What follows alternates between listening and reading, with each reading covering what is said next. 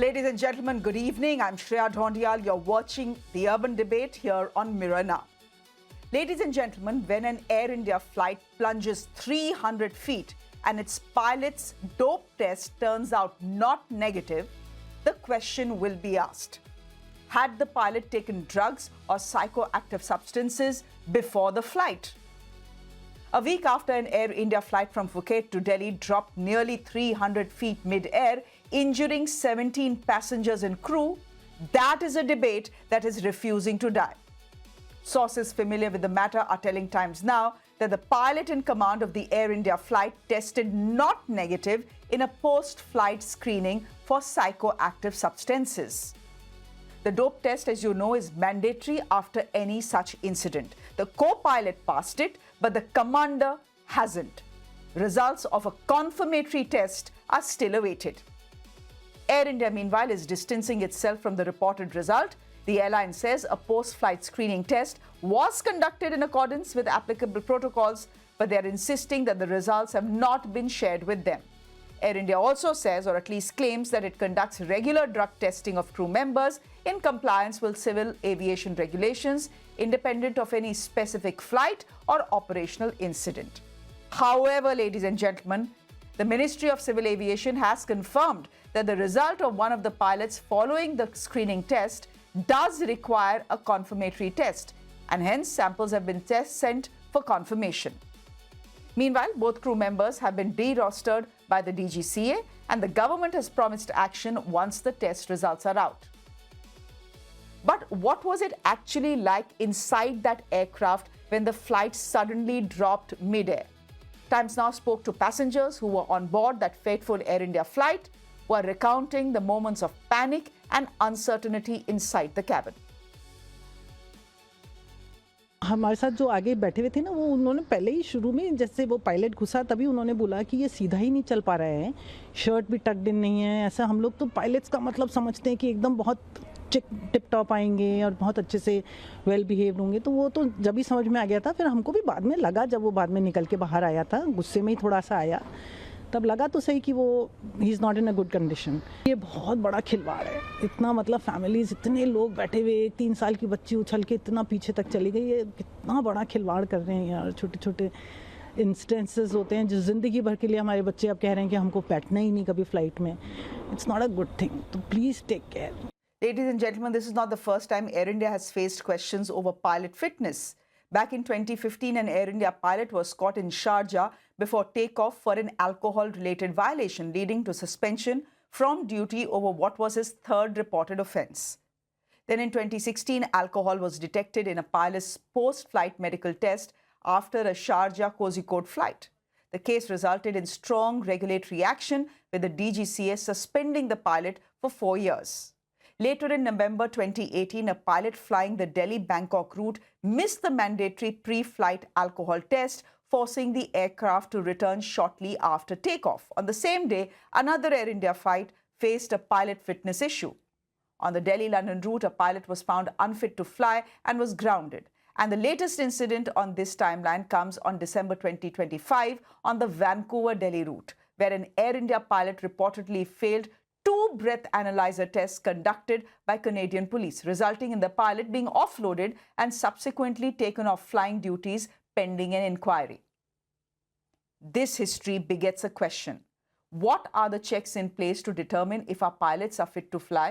In India, every pilot has to give an alcohol test before every flight and after every flight. But when it comes to dope tests, only 10% of pilots are subjected to such tests, and this is done on a random basis. Dope tests are also, of course, conducted after any untoward incident like the one on the Phuket-Delhi flight. Critics are also arguing that the punishment for failing dope tests in India are way too lenient. A pilot is only taken off duty for 6 months and sent to a rehabilitation program. In other countries, especially in the Gulf, pilots are terminated for failing a dope test. The immediate focus now shifting, of course, to the regulator, but there are questions that are being asked by the opposition of the government as well. इस सरकार में लापरवाही की इंतहा हो गई। Civil aviation sector पूरी तरह उसका शिकार है। अगर डोप टेस्ट में पॉजिटिव पाए गए तो मैं समझता हूँ चिंताजनक स्थिति। जब एक यात्री टिकट लेकर बैठता है तो उसकी सुरक्षा की जिम्मेदारी एयरलाइंस की होती है, और जब पायलट नशे की हालत में होगा या नशे का प्रभाव होगा, अभी पूरी तरह रिपोर्ट आई नहीं है, एक शायद कोई और टेस्ट होगा, आ जाए तभी इस पर बोलना ठीक रहेगा। इस तरह की तमाम घटनाएं होती रही। अहमदाबाद प्लेन क्रैश आप सबको याद होगा कितना दर्दनाक रहा, लेकिन सरकार सबक नहीं लेती है क्योंकि उसे जनता की जान की परवाह ही नहीं है। वो सिर्फ सत्ता में डूबे हुए लोग हैं, तानाशाही कर रहे हैं। इस तरह की घटनाएं होना यकीनन बहुत बड़ा सवाल पूरे एविएशन इंडस्ट्री पे उठाता है। हम चाहेंगे इसमें अकाउंटेबिलिटी तय हो, कौन लोग जिम्मेदार हैं और ये बार बार क्यों हो रहा है। Some questions we have this evening. Was this an initial screening result or a confirmed finding? What substance was allegedly detected? Could the not negative dope test have been the result of over-the-counter medicines? And will the results be made to the public? The opposition, as you saw, is stepping up the pressure on the government. But the idea here on the show over the next 30 minutes is not a witch hunt against the pilot, but an attempt to seek accountability over something that endangered the lives of 137 passengers and crew. My guests this evening, thank you all very much. C.S. Randhawa, President of the Federation of Indian Pilots. Captain Sam Thomas back with us, President, Airlines Pilots Association of India. Captain Amit Singh is an aviation expert, also founder of Safety Matters Foundation. Thank you very much. Dr. Vandana Singh is an aviation expert. Dilip Cherian is an image guru joining us on the broadcast as well. Captain Sam Thomas, you were with me on the show yesterday as well. Is it too much of a coincidence that a flight drops 300 feet and there is no, this is not a weather-related issue, that is now very clear. 17 passengers and crew are injured, and then the commander of the flight fails a dope test. Is it then unfair for passengers and their families to speculate whether this pilot was on drugs? Ma'am, first of all, the way you and a lot of people in the media are putting it across is that you've already condemned the person now. Now, firstly, there are two different aspects here. We were the first to tell you that this was not a turbulence-related issue, and for the last 3 days, all have been going to town saying it's turbulence. We told you that there is a hydraulic issue, a multiple hydraulic issue, and there was a stall warning. And to respond to that, brilliantly done by the co-pilot, is to push the nose down. Now, when you push the nose down, it's not really a controlled maneuver to the expectations that we have. When you push the nose down, there is negative G's that the aircraft experience. To be non-technical, it is like a giant wheel or a roller coaster. When you go down, you feel that you're being thrown up. That is what has happened in this particular case. And if you did not have the seat belts on, you would be thrown up. Now, a different matter is the dope test. Unlike what you reported in your previous segment, it is not a 10% percentage of pilots that are being subjected to drug tests. Every serving pilot, I just finished my drug test 2 weeks back. Okay. Every serving pilot has to undergo that post 2023. Now, in addition to that, there is a random 10% checks that the DGCA can come and do on anybody. And it's completely, there may be an odd person who has abused some substance sometime. But what we are trying to tell you is that over-the-counter drugs also turn this positive. Today, we've brought out a circular I saw trying that. to sensitize. Yes. Tell them that these are the reasons that sometimes you could get a positive. So do not just take drugs or over-the-counter drugs. Okay. But what we want to emphasize is that just because this drug test turns positive, it does not mean that a junkie is flying your airplane. It is that he has been found with a banned substance that could be anything. That goes back to the company doctor. Then the company doctor decides whether it's a substance abuse or it's an accidental case. Okay. if it is not substance abuse, and you're saying this is not substance abuse since you are in touch with the commander, you're saying he probably took some over-the-counter medicine that had some banned substance, which is why his test is not negative, right, Captain Sam Thomas? What explains what the passenger told us on the show last evening? You heard him there, and you have a second passenger saying pretty much exactly the same thing, that the pilot looked off, he looked unprofessional, he was not steady on his feet even when he was entering the flight, and his shirt was not tucked in. Okay. A passenger also told you that you had the airplane inverted for a significant period of time. So if you go by the statement of passengers, and what are you asking the passenger? How does the pilot look? Was he? I mean, that's No. isn't that No, unfair? no, Captain Sam Thomas. Since you were there on the show last evening, the question I had asked the passenger was, what happened? And the sequence of events he gave us was that when the commander entered the flight, there were passengers who commented of the fact that the guy doesn't look professional, that he doesn't look steady on his feet, that even his shirt is not tucked in. That is something that is being corroborated by a second passenger who ANI has spoken to. After the incident happens, the pilot speaks to the passengers in a bit of anger and says, please sit down, please don't take any pictures, please don't take any videos, because if this goes out, social media pe baat ka batangad banta hai. My point is, is this behavior normal? No. Just a moment. I mean, like, what are you saying? You will go and ask a set of passengers, is this guy's shirt tucked in, or is that a fair assessment? I mean, and he has made that announcement, and we've asked him, why did you do that? I'll tell you his perspective. Anytime a video comes out of anything that a pilot is doing or talking, DGCA immediately suspends them without checking any facts. Can you remember the P-gate incident that happened in Air India, where somebody urinated on somebody allegedly, which turned out to be a fake case? Even in that case, the pilot was suspended. So let's not go on this witch hunt to say that passenger said he doesn't look up to the mark. There was another person who came and said he didn't speak very well. No. He didn't say he didn't speak very well. He said what he said was objectionable. The fact that he asked passengers not to make videos. Correct. No. It was the next channel, which there another passenger came up and said that he didn't speak like what the passenger is used to in America and other places. How do you expect a guy from Lucknow or Delhi to speak exactly? And they are not taught. The pilots are not taught how to do this speech public address system. Okay. So it's a little unfair to ask the passengers to judge what the pilot is. Captain Amit Singh, so essentially, Captain Sam Thomas, you're giving the pilot a clean sheet and you're saying the guy is actually a hero. Don't paint him as a junkie.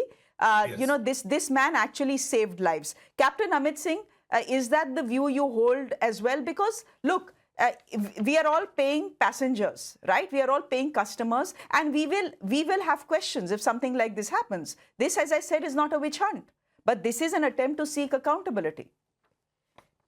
Yeah, correct. So the whole occurrence has been kind of downgraded to a serious incident, whereas it is an accident as per the classification, because the cabin crew is still hospitalized. Any serious injury requiring hospitalization over 48 hours is an accident. So to correct the PIB or the ministry statement that it is a serious incident, even though it may be handled by AIB, it is an accident. And it needs to be categorized. So going for the pilot, till it is confirmed that it is a drug consumption case, that is why the wording is, the wording doesn't say confirmed till the second confirmation comes in. Because the whole point is about the regulation.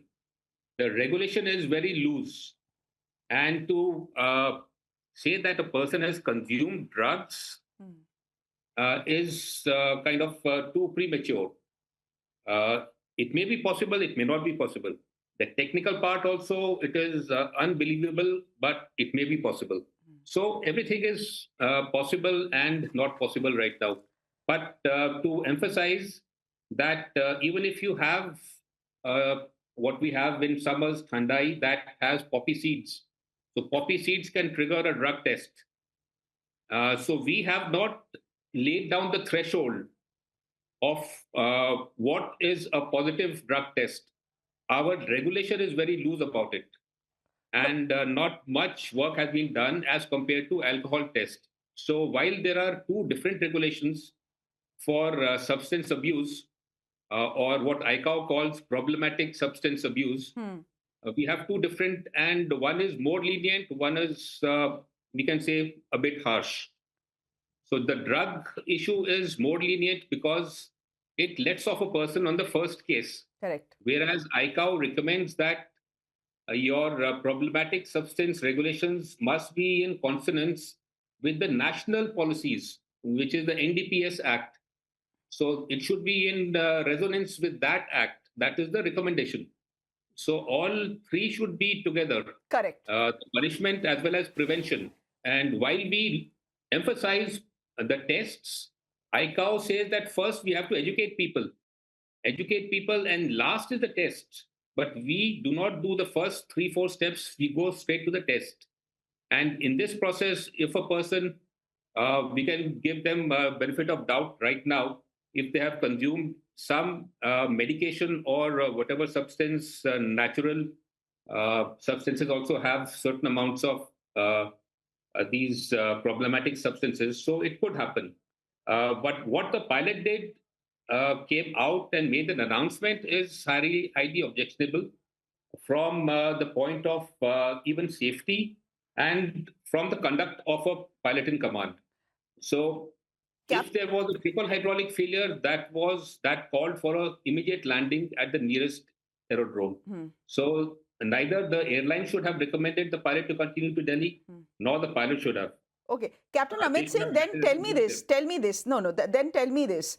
Captain Sam has one point of view. Then you are differing from his point of view. You're saying that this theory of a technical failure, a hydraulic failure, all three hydraulic systems failing one after another, etc., is a bit far-fetched. It could happen, but it's far-fetched. So what happened? There is some other reason for what happened. So triple hydraulic failure, as per design, is improbable because Airbus does not have any checklist for that. It has a checklist for a single hydraulic, dual hydraulic. Dual hydraulic is a land as soon as possible, which means put the aircraft down at the nearest airport, which is a major emergency. For a dual hydraulic, you don't carry on till Delhi. You put the aircraft down in Bhubaneswar, which was the airport closest to it. For a triple hydraulic failure, in which the aircraft is uncontrollable, even though it may be momentary, but having having seen the history of Airbus, it has never happened since there is a backup of the third hydraulic.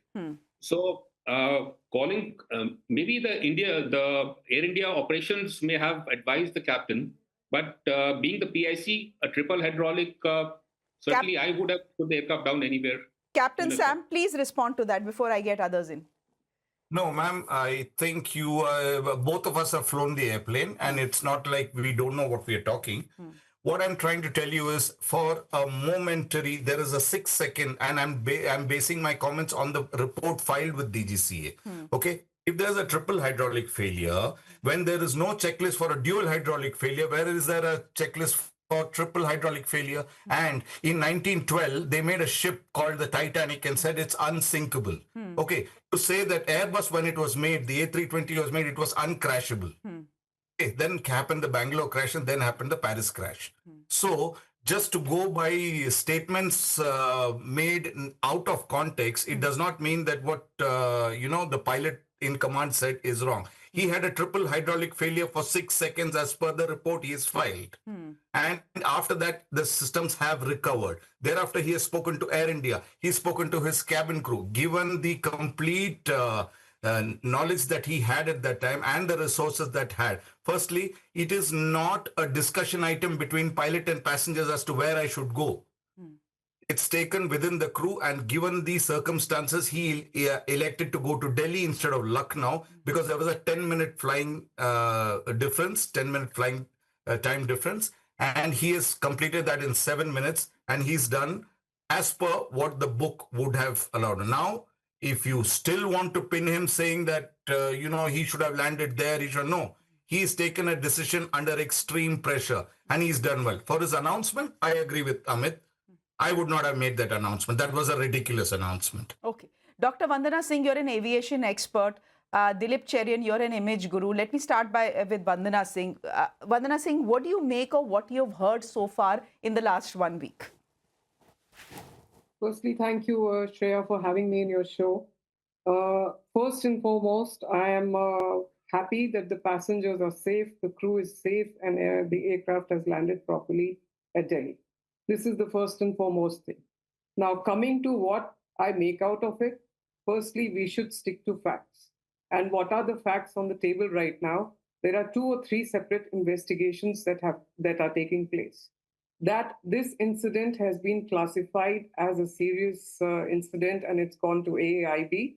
We have to now wait for the results to come out, for the facts to come out as to what exactly happened to this equipment.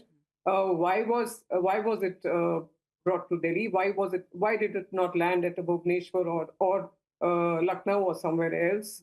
What was the problem? So that's one side of it, is what happened to the equipment. The other side of it is we are talking about now dope tests being conducted. We know in the US it is 25% of the time it's mandatory that this is done, and in India it is 10% of the time. However, we also know that after any incident of this kind, this test will be conducted. Now, you're talking so much about negative or positive. It could also be a false positive. And this is what I'm listening to the discussion over here. Let the result come out. Now, certain antihistamines or certain anti-allergics, which are actually non-drowsy medicines like cetirizine and Allegra and things like that, can also cause something what you call a false positive. So let the test come out. I think we are going too deep into it without the results actually coming on the table.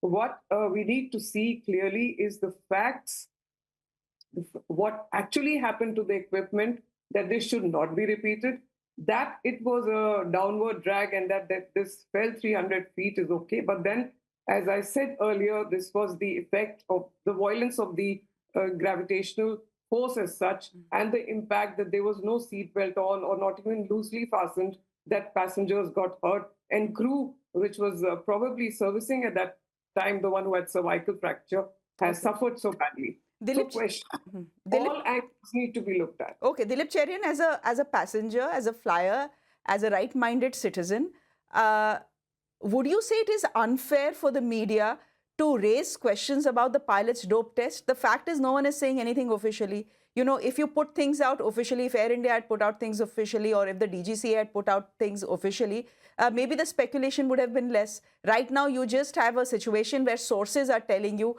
that the test is not negative and that a confirmatory test is required. My simple point is, if an aircraft plunges 300 feet and it is being investigated as an accident and the pilot's dope test turns out not negative, there will be questions asked. You know, Shreya, there are 3 images which are actually pretty badly dented at this point of time. First is Air India's image.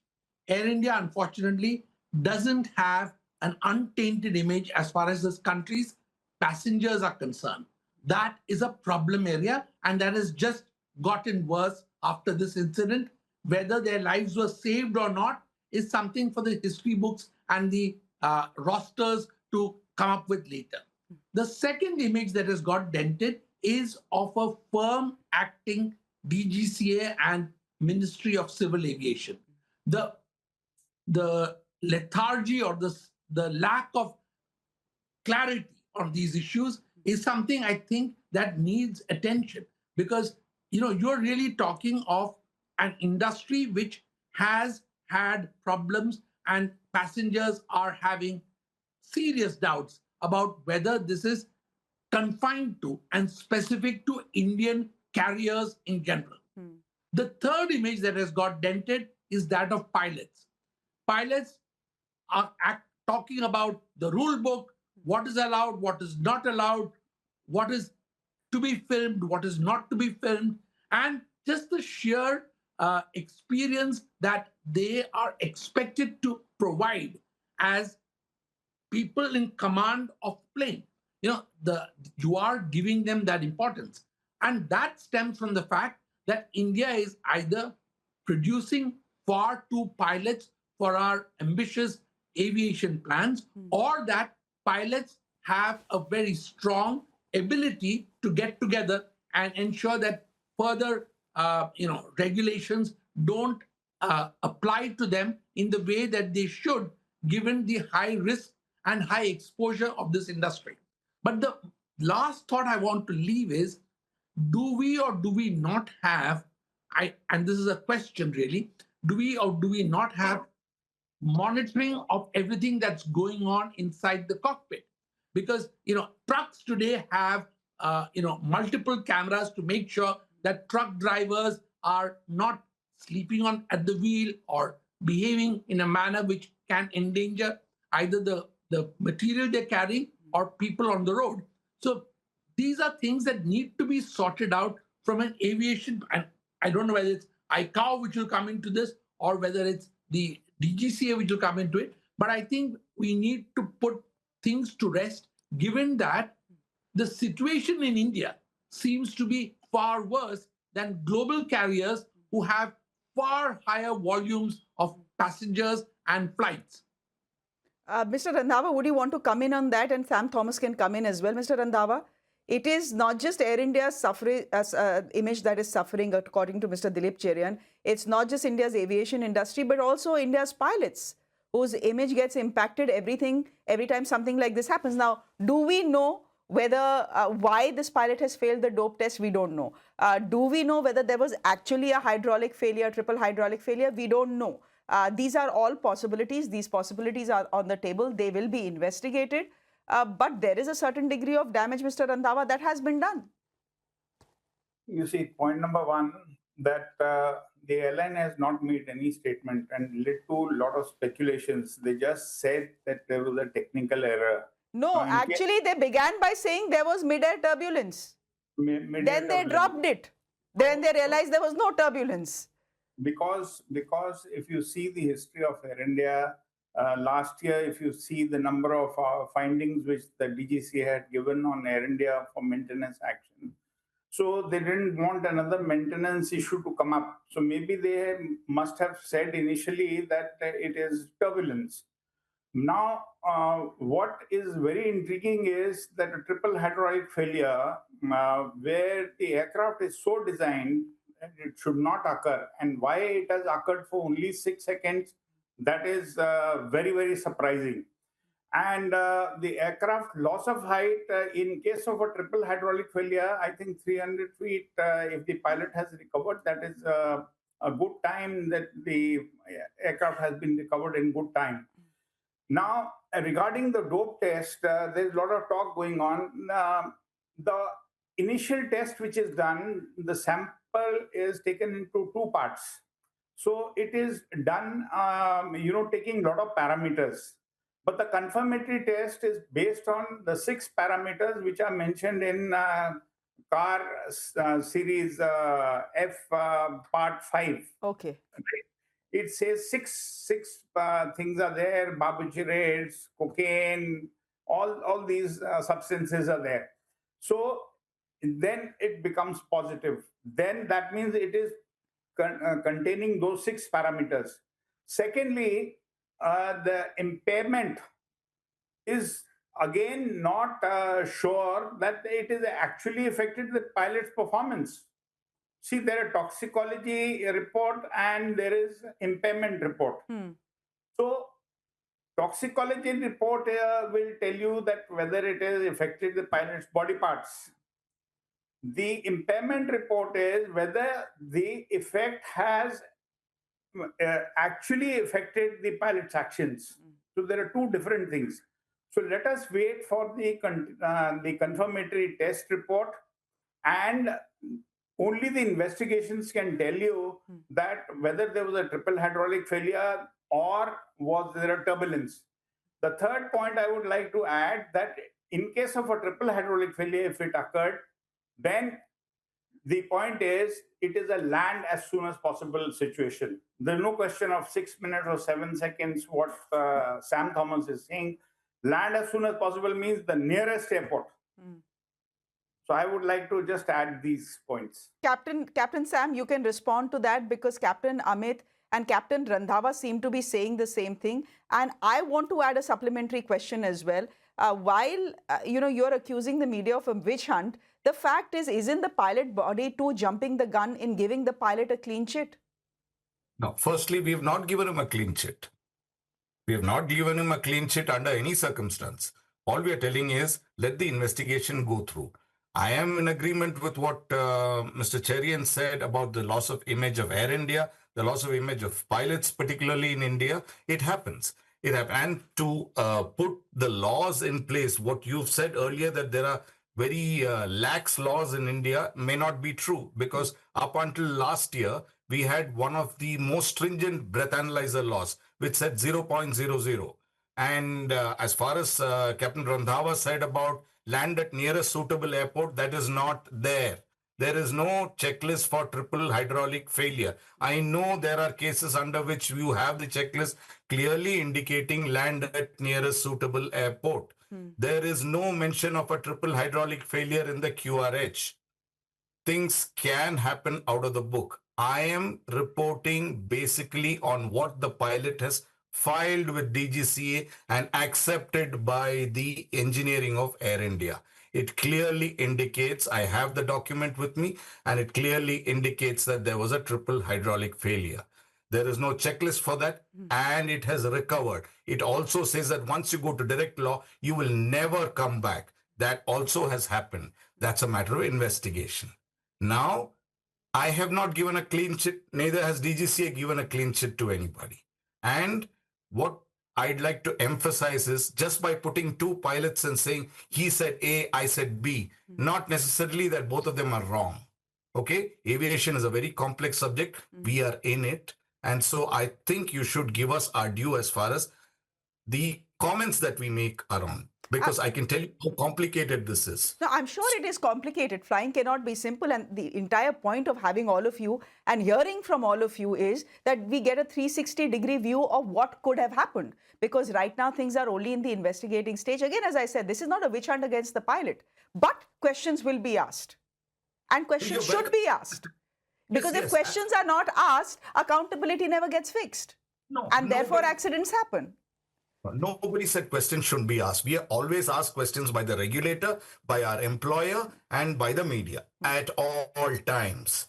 But what we are saying is, when we put out something, it's not just to defend the pilot. It's our point of view, because we have to function within a very, very narrow channel under which we are scrutinized day, night, and no leeway is given whatsoever. Okay, I can give you the statistics on pilots who are suspended, on pilots who have been, and you said there are countries that have more stringent rules than India. Sometimes in Arabic countries, when you don't wear the uniform properly, you're terminated. I know Qatar Airways pilot who was terminated because he was not wearing his cap. Now, they can have their rules. We have our rules. That's why we said you should first appoint experts to take care of a critical industry like aviation. There's not one expert, and there's a distinct lack of lack of intent to put in subject matter experts into aviation. I've seen this for 32 years. It's time that the aviation industry has become so forward that you must make it mandatory for only subject matter experts to be making laws and regulating this particular industry. Captain Amit Singh, that is a fair ask. For example, look at the DGCA, complete mess. I don't know why it still exists, frankly. Yeah, I think AI can easily replace DGCA. For that matter, AI is far too advanced. And to answer Mr. Cherian, the DGCA regulations are in place for cameras in the cockpit. Correct. It is only the implementation. The airlines need to implement. DGCA has those rules mandated by ICAO. But again, there's an issue about privacy at workplace. So now we do not have, our privacy laws are very nascent at workplace. You cannot have cameras everywhere at the work desk. Captain Amit Singh, what are these privacy issues, can I ask? Because we work in an office as well, and there are cameras all around.